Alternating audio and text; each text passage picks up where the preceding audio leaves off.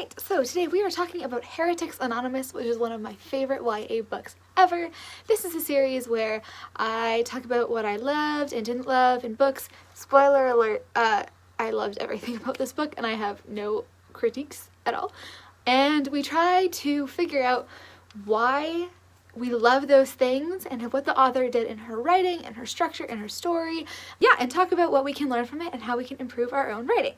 So, Heretics Anonymous is about Michael, who is an atheist, who is sent to Catholic school where he expects to be alone in his dislike of the system. In his very first class, he meets a girl named Lucy who's disagreeing with the teacher, who's a nun. Michael thinks he's discovered allies in his opposition to the school's ideals, but it turns out Lucy wants to be a priest. She's very Catholic. She brings him in to meet a whole bunch of people who are heretics, according to the school's definition, the Catholic definition of a heretic, and they form sort of an underground society that sets out to change the school. So that's a quick spoiler-free synopsis of it. I'm going to talk a little bit about why I love it and why you should read it, and then I'm going to say spoilers are coming, and then if you haven't read it, you should go order it, and then come back later. If you have read it or you don't plan on reading it, you can just watch it through and we can discuss some of the analysis. So why I love this book is it's unique. I've never read a YA book that explores questions of faith before. I'm sure they exist, but this is the first one that I've read, and it does it in a way that is super relatable to everybody. It's not preachy at all, and it's very, very respectful of every belief system that it mentions. So it's not a book that's trying to convert someone anyway. It does a really good job of just showing the different perspectives and promoting acceptance of those perspectives. There's so much beautiful heart in this story. There's strong, complicated friendships, first love, family. It's very funny and it's so enjoyable and engrossing. And honestly, I have no fault to this book at all. I just loved reading it. I was so drawn in.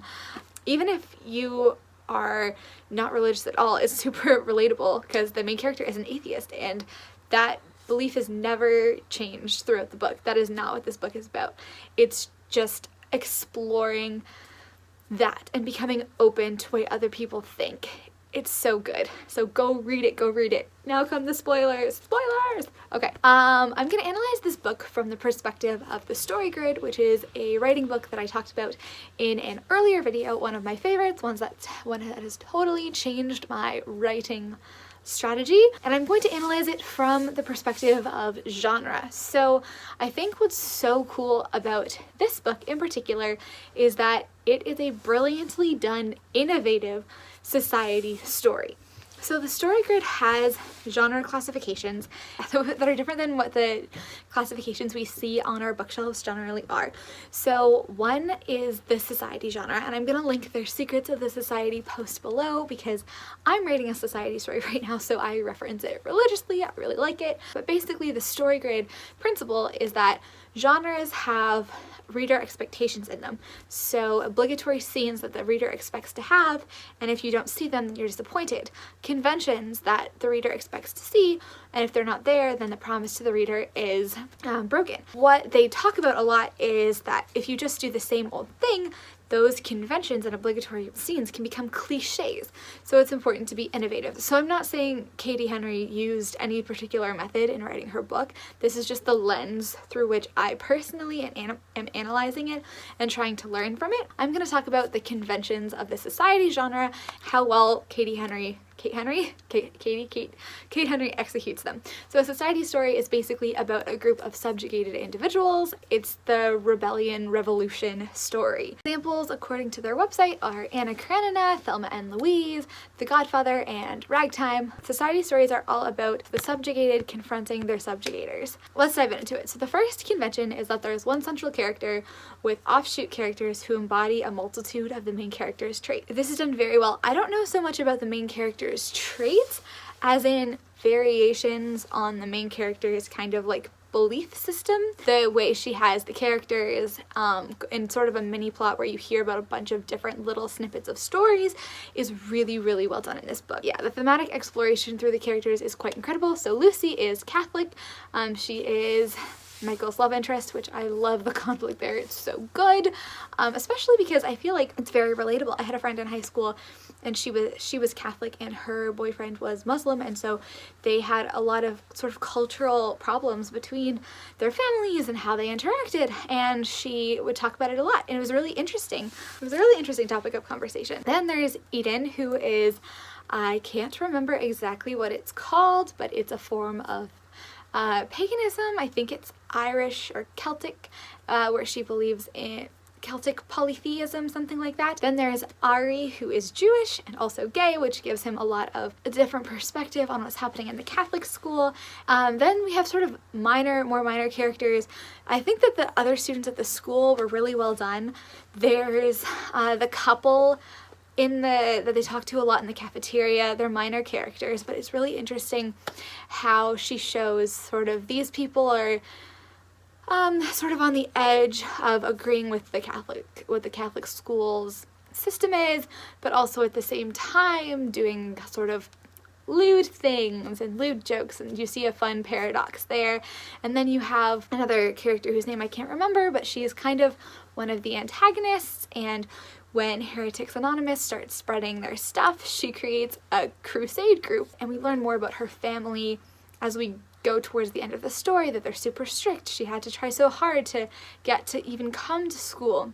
So we hear a lot of different perspectives and different ways of interpreting faith and relationships to what spirituality is and relationships to families, which I think is so lovely. And then of course there's the interfamily relations that are running through the whole thing.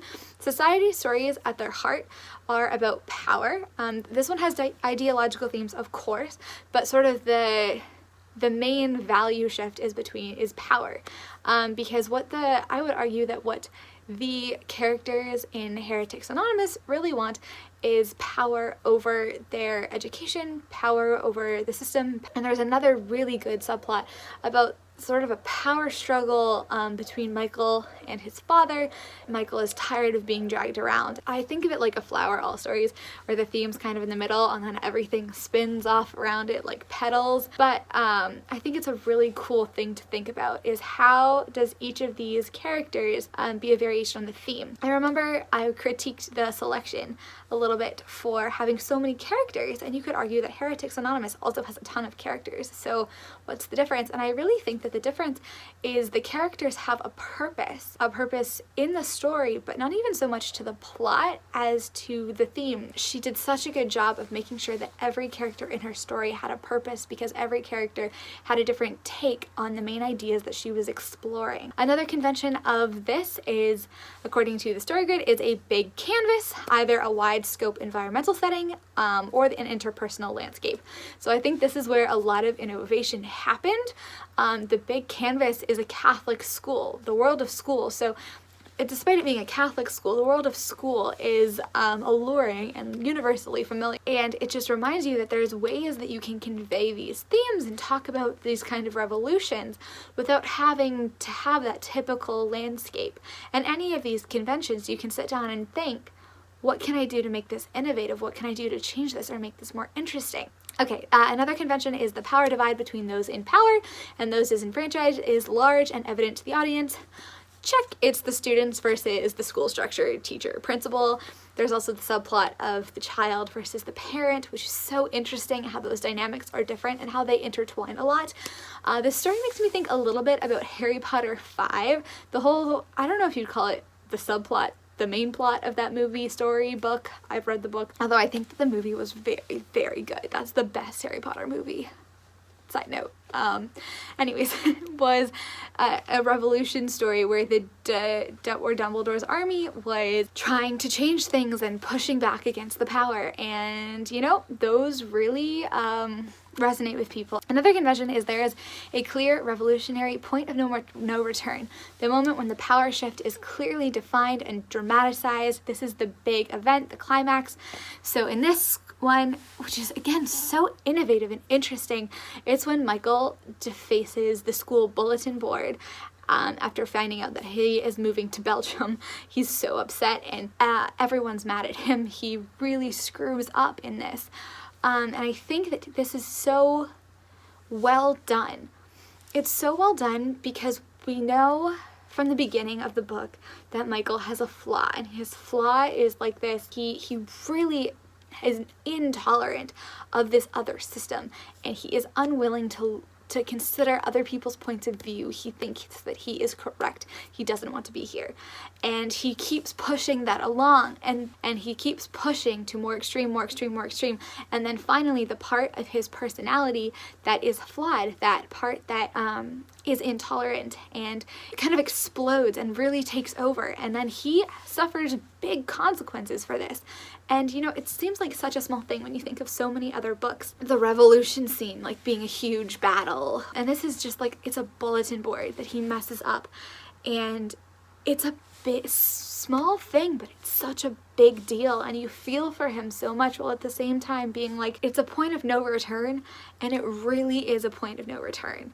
Kate Henry does not make it easy for him to come back from that. And I think that that's such an important thing for us to remember for characters, is that when they do something bad, when they hurt people and betray trust, it's not going to be an apology and it's all done. They really have to work. And I think she does that amazing.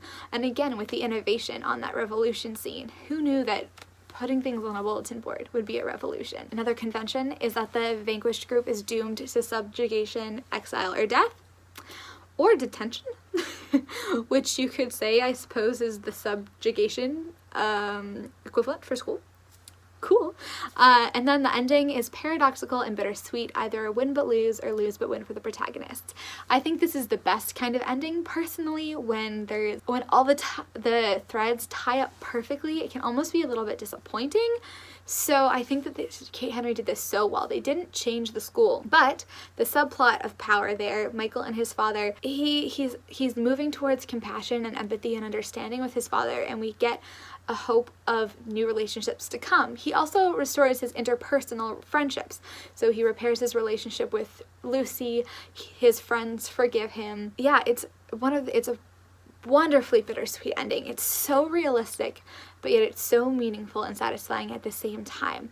So that's the lesson I take from that, and the one that I'm going to apply to my own is that the big overarching thing that they're rebelling against